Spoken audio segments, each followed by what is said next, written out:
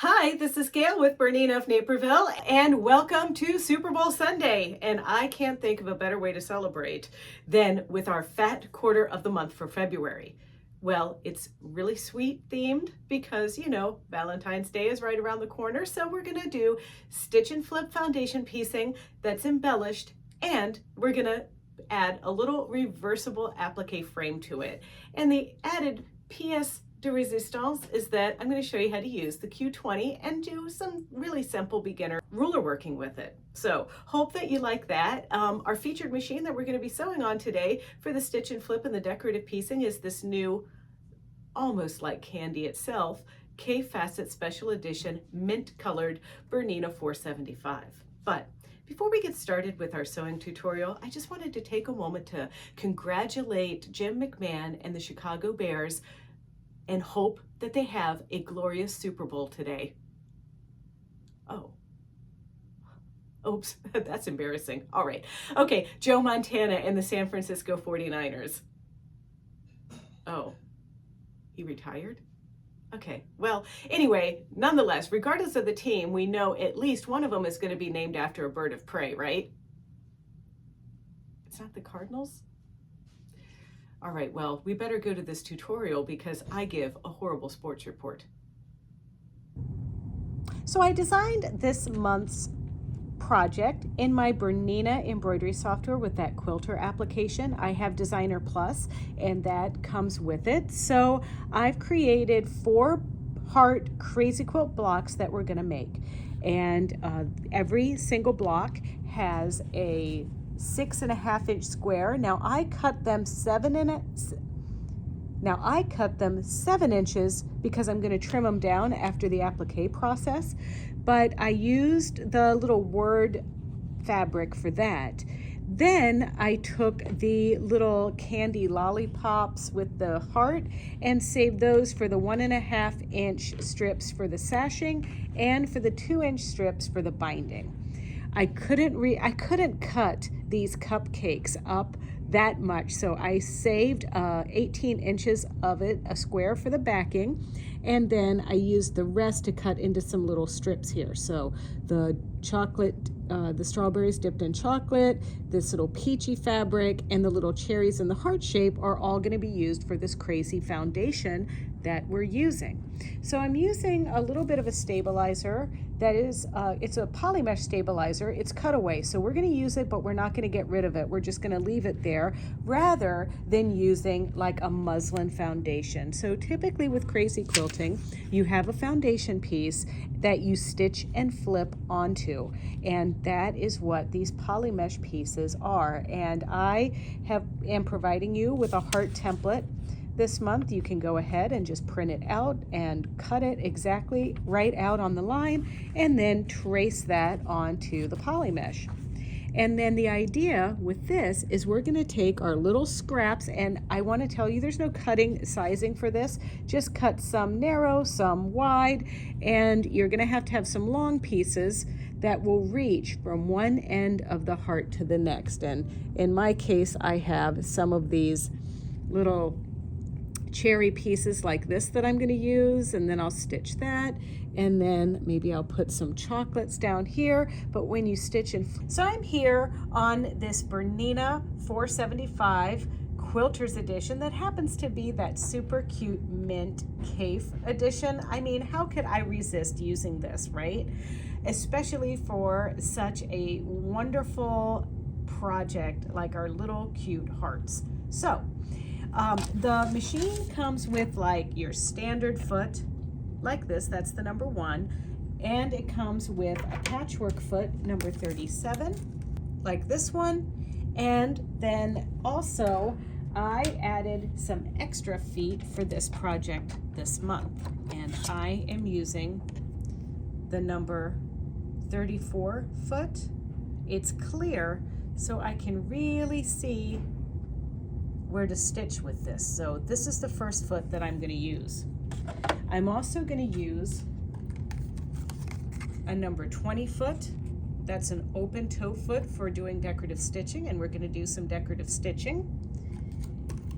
And for some of the 1/4 inch piecing, even though I like the 1/4 inch foot that comes with it. I thought you might want to see how handy, if you're a beginner, how handy a 1/4 inch foot with a little wall on it like that is.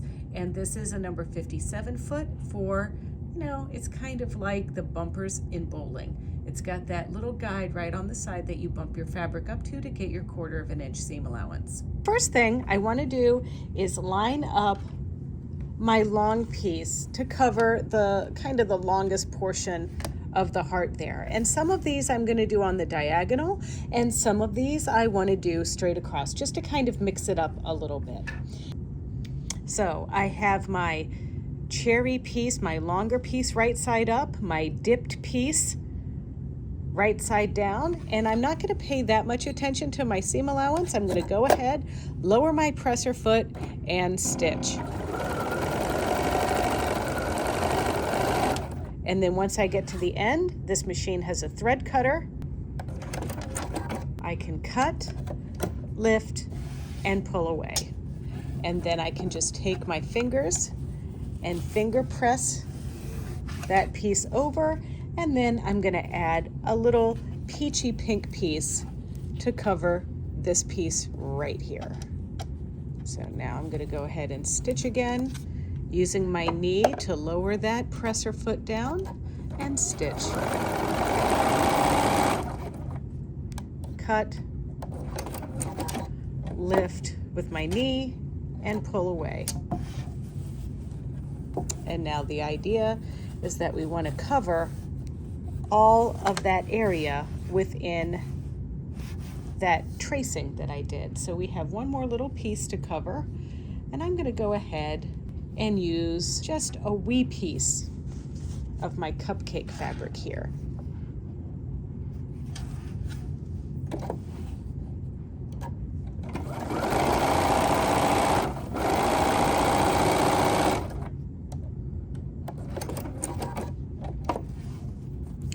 And now I'm going to give this a pressing at the iron and make 3 more of these, because we're making 4 total. This time I'm thinking of going just straight up and down on my piece like this. So I'm once again taking one of my long pieces, and I'm gonna take one of my narrower cupcake pieces, and this one has like that little love on it like that. I'm gonna just stitch this over and make sure that shows up right on my heart. And now I'm gonna stitch,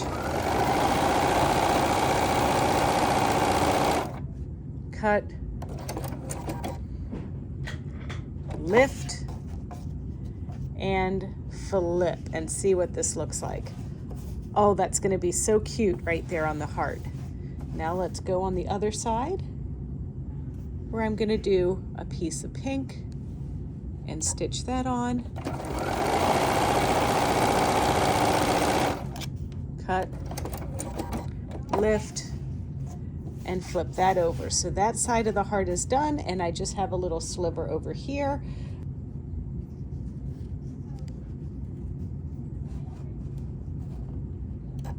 There we go.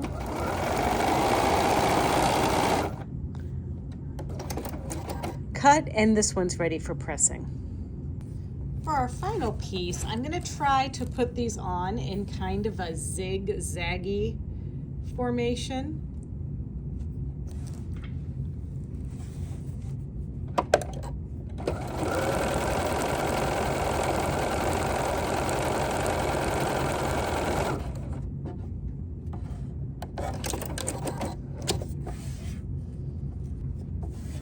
And you might notice that this one is not going to go all the way to the end, but we have a remedy for that.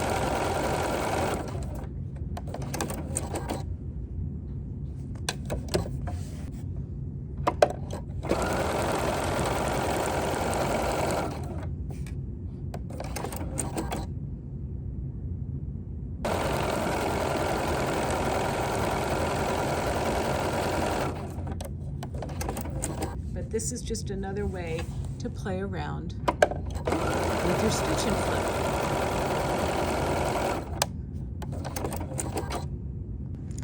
So now that I've got that wacky one covered, but you can see all of my pieces on the back there are covered, it's time to take all of our pieces and I am going to overstitch the seam with a decorative stitch.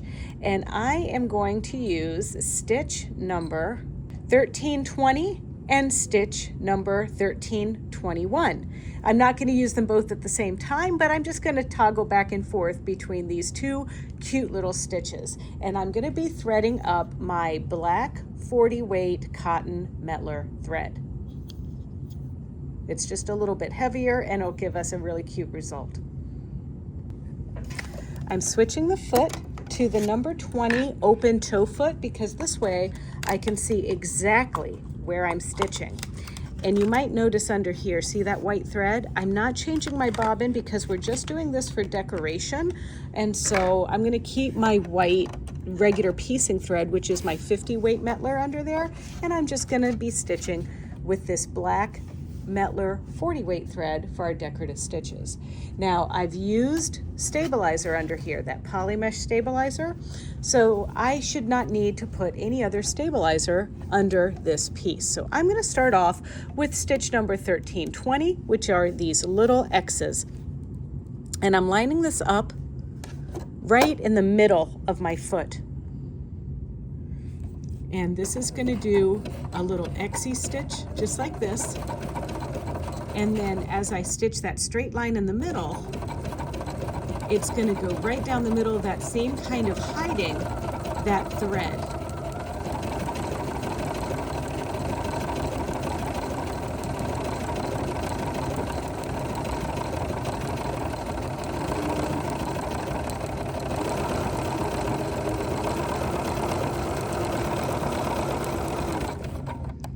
Now I'm going to cut, and now let's look at what we just stitched.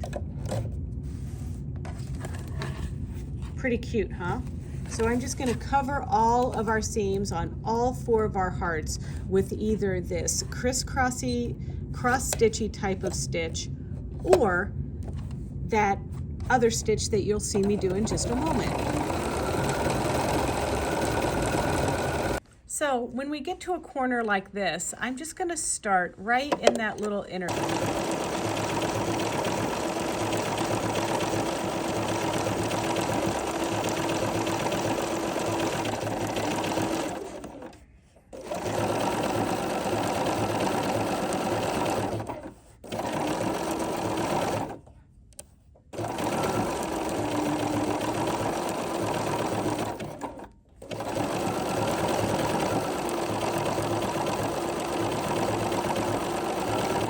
Right, so now I'm going to stop, press, and now this one's ready for our reverse applique. All right, let's pick 1321. I have to tell you that this is one of my personal favorites. So we're going to do this one exactly like we did that little Xy one, but now it just goes back and forth in one spot. I kind of like to call this the Frankenstein stitch.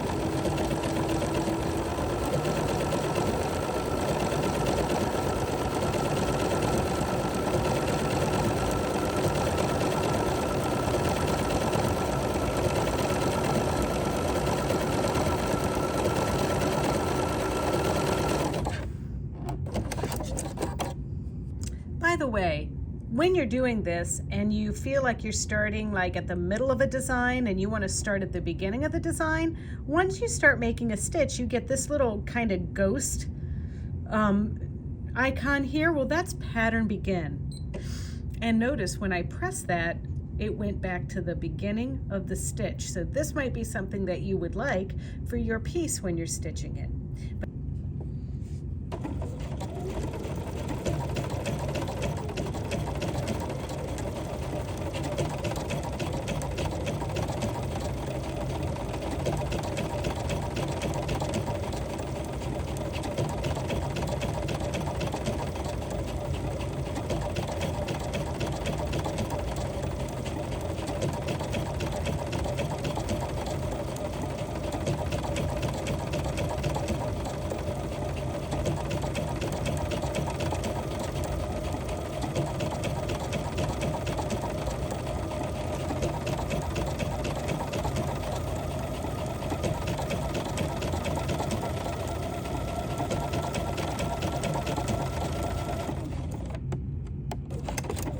Let's talk a little bit about this next technique. I'm going to do invisible applique, and we carry a product that is the Apliquick interfacing. And if you don't want to get that, you can also use regular freezer paper from the grocery store. Freezer paper has like a waxy side that you can iron onto material, but you have to peel the freezer paper off at the end, whereas in my technique here with this Apliquick, this piece just stays in your fabric. And because I have a light color background fabric, having this extra piece of interfacing is a little bit helpful to keep it opaque. So this is available at BERNINA of Naperville.com. Second thing that you're going to want to need is a pen, and then the actual Apliquick tools, and they are these sticks. Now one stick has like a little fork on the end, and the other one has kind of like a flat piece, and they both have stiletto tips on the end. They look like this out of the box. And then there's also a glue stick. Now there's the Boin, which is what the Apliquick recommends, but you can also use a sew line, a glue stick, just anything that's going to slide on the fabric easier. What you might want to stay away from with this application is the Elmer's just water-soluble glue sticks. Now sometimes with repetitive use, you can kind of like get a little bump right here on your finger cutting. So these scissors, these are the Apliquick scissors here. These are really nice because they're designed to kind of squeeze and hold. So if you had like a ton of these that you wanted to do, this might be a really nice solution, and it's ergonomic. So I'm gonna just simply start cutting really neatly on this line. And we want to cut out just on the line, and we will be using the frame of this. Okay, so now we're going to take one of those background pieces like this. This is the right side, this is the wrong side, and we're going to center this in the middle of this piece, just like that. Now, my interfacing is cut to 6.5 and my fabric is cut to 7. So really I'm leaving about 1/4 inch around this piece. And now I'm going to go to the iron and press this down. Once this has been pressed in place, we want to cut leaving just under 1/4 inch, but more than 1/8 inch. I think in some mathematical worlds they call that 3/16 inch. But we're just, and now we need our scissors to just cut a little V into that, just like so. And then we're ready to glue. Now, if you want, this is water soluble, but if you want, you could put down, you know, like a nice piece, if you had like a nice cutting mat. My cutting mat has seen better days, so I'm not too worried about it, but I'm gonna start there with putting a little bit of glue just there. And if you needed to, you could make little cuts into these curves so they wrap around this interfacing better. So let's try that first, and I'm just going to take my fingernail and press over a little bit, like so. Now the reason why I'm showing you my fingernail with this technique is because sometimes our nails are too bulky and we feel like we have like Vienna sausages for fingers, right? Well, these are those thin little fingers that you've always wanted. And so what you're gonna do is you can take this piece and hold it into place so that this doesn't move around, and then for really pointy bits you use this end, or you can use this end for other pieces. And I take this piece, and it's almost like having a tiny little pinky fingernail there, and I just use it to really move that fabric up against that interfacing line. And now, of course, by doing this on video, I'm kind of going a little bit slower than I normally would. So my glue started drying on me a little bit, but that's why you don't want to put the glue around the edge of all of the heart at one time. You want to work in little areas, and it's probably time for me to make some clips. I didn't clip all the way around the heart here.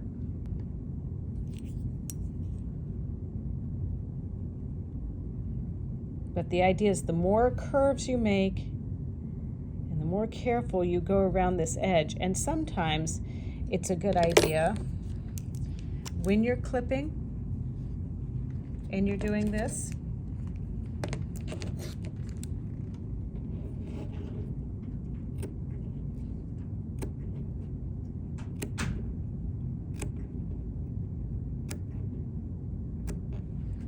that you don't do each little tab in order. You kind of spread them out like this and then meet them in the middle. Sometimes you get a little bit better curve like that.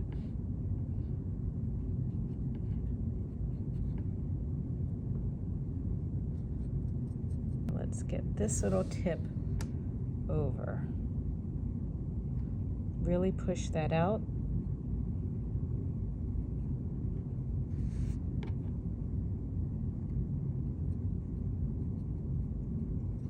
Like that. And now we're going to come around the other side. Now, what I didn't do the last time when we were talking is I didn't do all of my clipping at the same time, but I'm going to go ahead and do that now. All right, so once we have that, we're going to take it and place it over one of our stitched crazy quilt pieces. And so now let's have a look at how we do this. So I'm going to use this thread. It's a 60 weight, very fine polyester thread to do an invisible applique around the heart. Now, as you can notice, I've got this on a cone thread. Now, I could actually use my Bernina multiple spool rack and put it on my 475 that I'm using right now. Or I could also take this and put it on my Wonderfill cone thread adapter. It doesn't really matter. Now at home, when I'm using so many different threads and I'm really into the project, I use the multiple spool holder. However, here at the store, we kind of have a portable one by Wonderfill that we use, and I'm going to show you how to use that one today.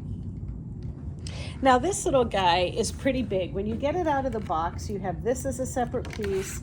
This is a separate piece. This holds thread in the horizontal. We're not going to need that for today.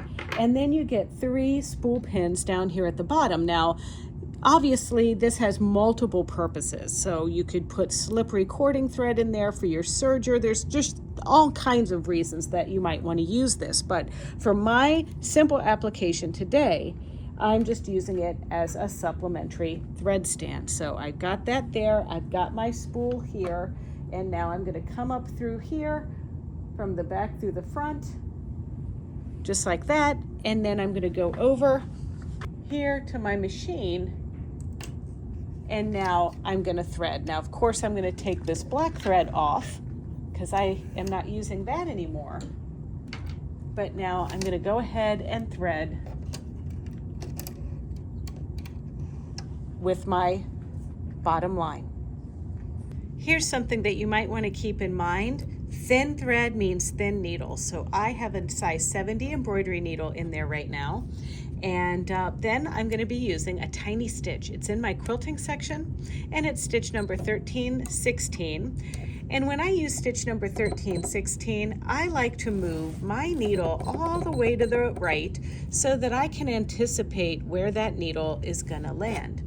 So I'm going to lower my presser foot, and I want to zoom in here for you so you can really see what I'm doing. So this stitch is going to take a bite into what I'm going to applique down. In this case, it's that background fabric.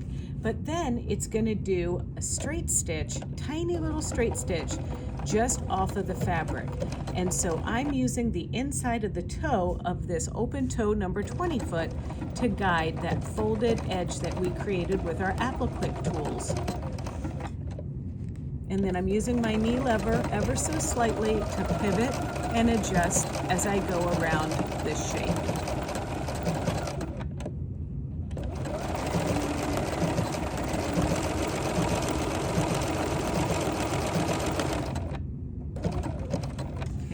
going to pivot all the way around like this. And I'm just going to lift and readjust just a wee bit there. There we go.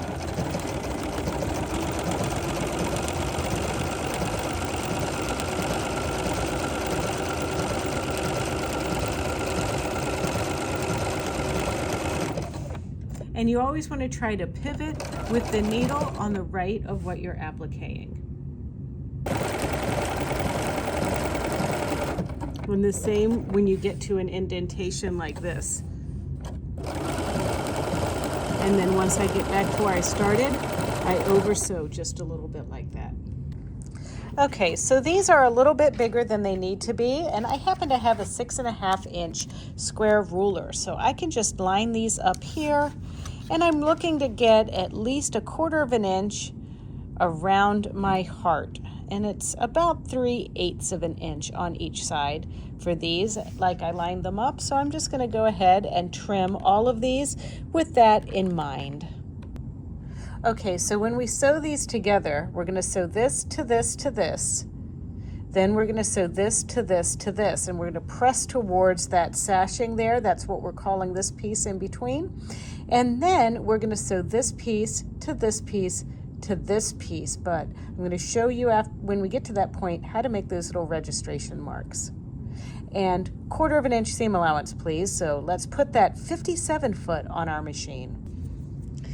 I also changed my needle and switched the thread to my regular piecing thread for top and bottom. So we're using our straight stitch with the center needle position.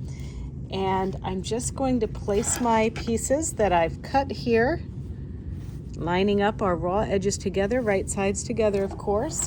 And now I'm lining this up to the side of the guide on this foot. And now we're just going to stitch.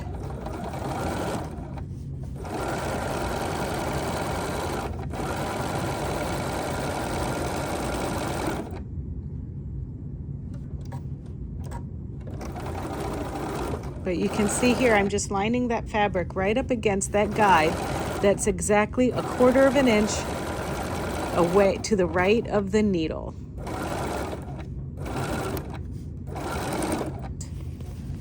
Which is the other piece in this row.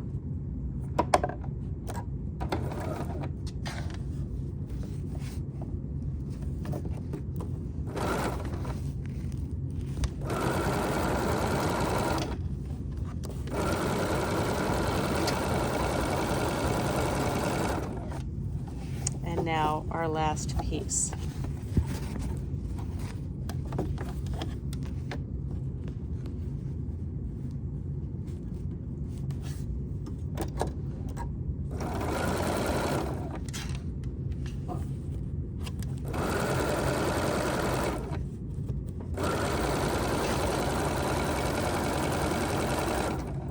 I'm going to sew this piece to this piece,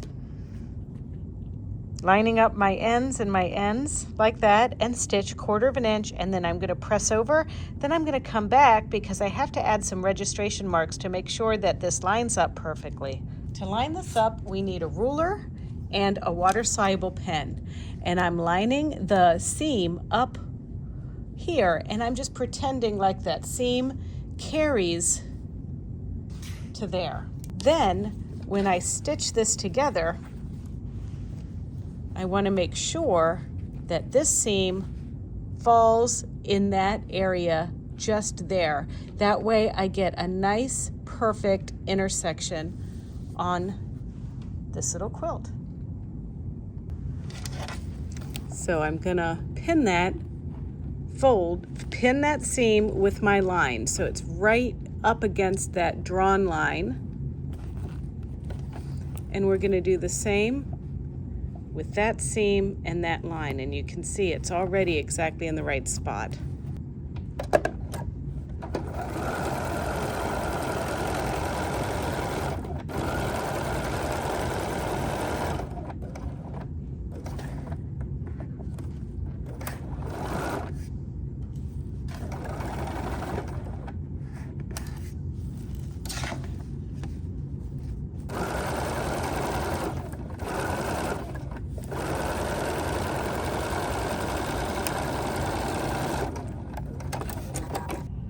Now let's sew the borders on. We're going to start with the sides and then do the tops. And depending on what your preference is, you can either sew with the border on the top or on the bottom.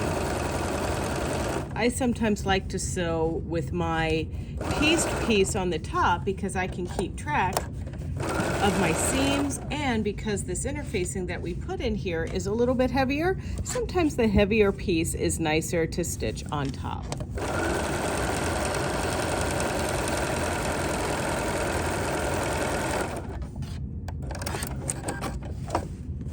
All right, we're all basted up. I've got my cute little cupcakes on the back, scrap of batting, and we're gonna do straight line ruler work and a little bit of free motion. Let's get at this thing.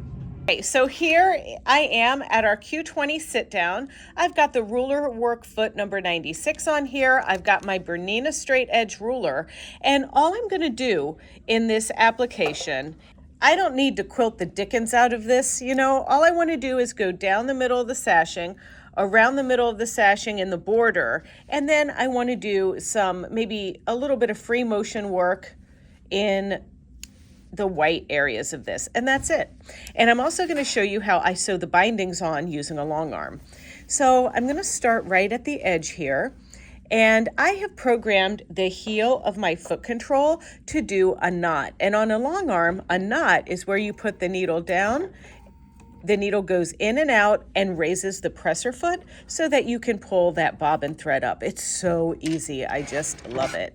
Then I'm gonna take my piece and I'm coming in, this is a 1-inch finished piece here, and my lines on my ruler are 1/4 inch, so 1/4 inch and a half and 1/4 inch, which is the side of the ruler work to the needle, is a 1/2 inch. So I can just go ahead, lower my presser foot and stitch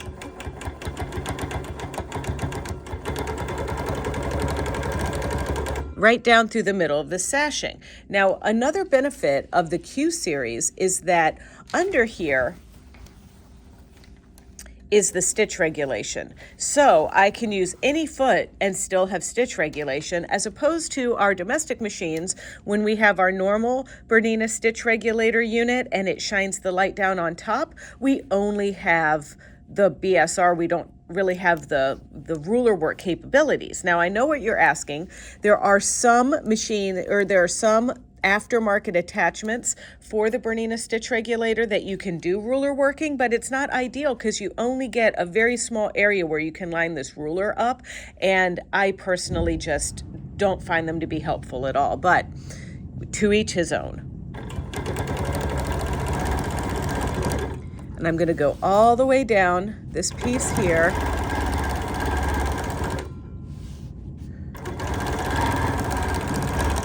Just like that. Now I can either pivot, because this is a small piece, or if I had a large quilt, I would just kind of travel on the edge like this without even having to move my piece. Now, you can see I lined the ruler up there, I've lined the ruler up there, and now I'm lining it up on this side. So when you do it this way, you get that 360-degree angle capabilities. And I do have to tell you though, sometimes I'm not the greatest at going backwards, but it seems to be working. I'm also in BSR mode 1, and I'm using the foot control. And now I'm gonna go this way. Let's put that right in front of our needle again. I'm right at the middle of this piece. And have you noticed how I'm picking a path where I haven't stopped and started my thread since we began? It's just a thing I do. All right, that seems to be about the middle. We're gonna come back down this way now. And down.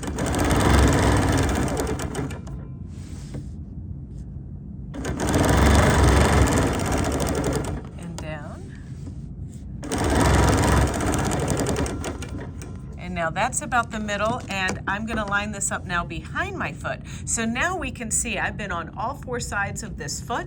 You can totally see how you would need that 360-degree area around the foot.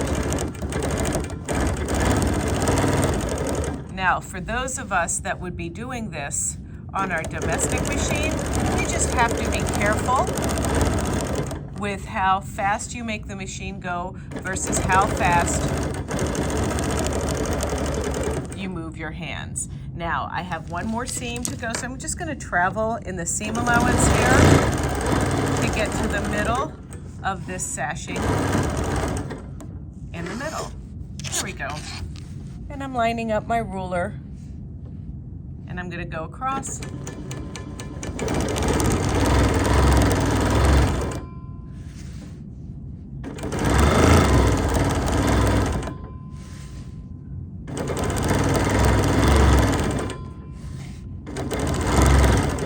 All right. Look at that. That's cute. I'm going to pull, I raised my presser foot. I'm going to put the heel down, and that knots, so now I can pull this and cut my pieces with my scissors. All right, so there is my ruler work quilting around my heart. We're going to hang on to this for a second, but right now I'm going to switch to my open toe micro stippling foot. All right, so here is the open toe, and this one is adjustable. So you may need to go closer to your material or higher up. And on the Q series, there's not a presser foot adjustment, so this is kind of nice for those. Now on this, my batting's relatively thin, so I can get a little bit lower on my fabric here. So the idea, you know, when you stipple a background is that you're gonna start and end in the same spot. So I'm gonna start and end right around here. So that means I'm gonna heel tap my foot control to put my needle down and bring it up, and it brings up the presser foot. So now I can hold on that little thread, and now I'm just gonna do some simple stippling.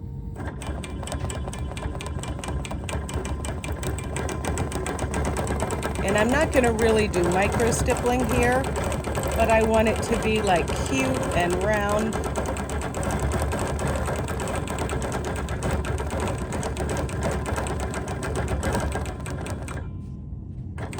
And notice how I come to a full stop when I have to reposition my hands. That's really helpful to keep your lines nice and smooth.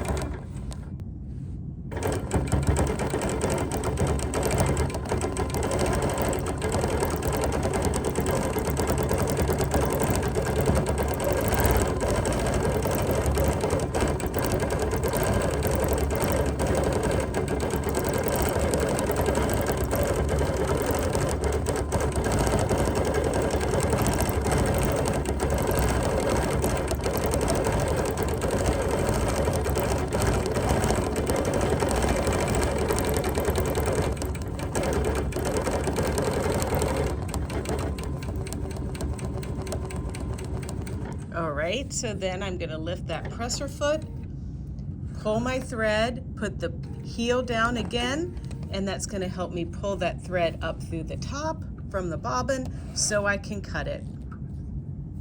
And now once I have that complete, I'm just gonna move on and do each quadrant exactly that way. Okay, so I trimmed up our quilt here. And I'm doing a different kind of binding here, and it might not even qualify as binding. It's more of a facing, but I'm going to use my Q20 to do this. But I'm going to start with these 2.5-inch squares that I folded in half. And I'm going to line those up here. There's 4 of them. So if you want to do this method, you're going to cut 4 of these little guys, and you're going to put them on just like this on each corner. And that's the fold is facing into the quilt like this. Then you're going to take those 2-inch pieces of fabric and you're going to fold them in half and cut them about the distance of this initial stitching that we did here. So whatever that distance is from there to there, you're going to cut your pieces. All right, so now that I have my pieces cut, and the idea is that you just want to tuck them under that fold here on both sides, and then you want everything flush before you sew. Now, I am still using this ruler here, and I'm putting it behind my foot like this, but it's kind of harder to gauge exactly where we're lining this ruler up, but this one right here seems to work really well if we line that line up with the folded edge of our binding. That seems to be a fairly decent place to line that up. You're good? All right.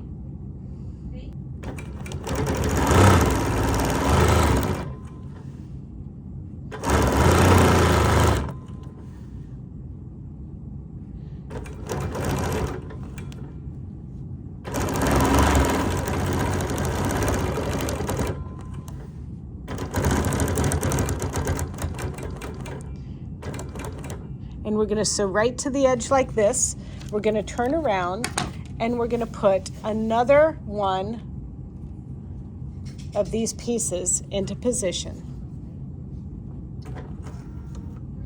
And we're lining this up like so, just like we did the other piece.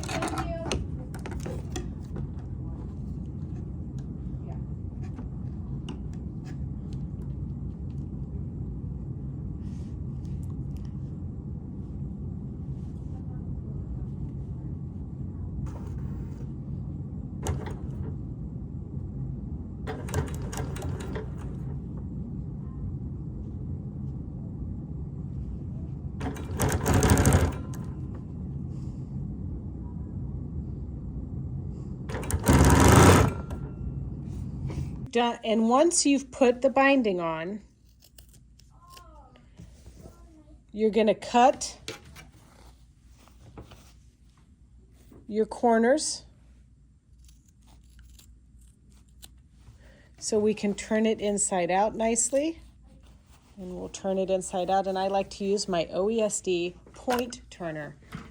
So after you have pointed out your little points there, I decided that, you know what, it was just forcing it too much to do top stitching and things like that on the machine, when I'm totally happy to do a little bit of hand sewing. Now, please know, you can do the binding on this however you want. You could even turn this into a pillow. Remember the month that we did the pillow with the zipper? You could do that as well. But I am just gonna do this little stitching by hand while I watch. So I am just gonna do a little bit of stitching by hand here while I watch the Super Bowl. And by watching the Super Bowl, I mean doing my own things while the game is going on and watching the commercials. You know, as a former marketer, I really do enjoy the Super Bowl commercials. I bet you could finish this before the game even starts, but nonetheless, there's going to be lots of chili eating, hot dog eating, chicken wings, buffalo wings, tacos, you name it. And I can't wait to get started. Chris is banging the pots and pans around in the kitchen already. All right, well, thank you so much for watching this tutorial. And don't forget, if you want to see other sewing tutorials or other happenings at BERNINA of Naperville, you can check out our YouTube channel. It's pretty easy. It's youtube.com/BERNINA of Naperville. And there you can like, comment, and subscribe. Be safe out there, everyone.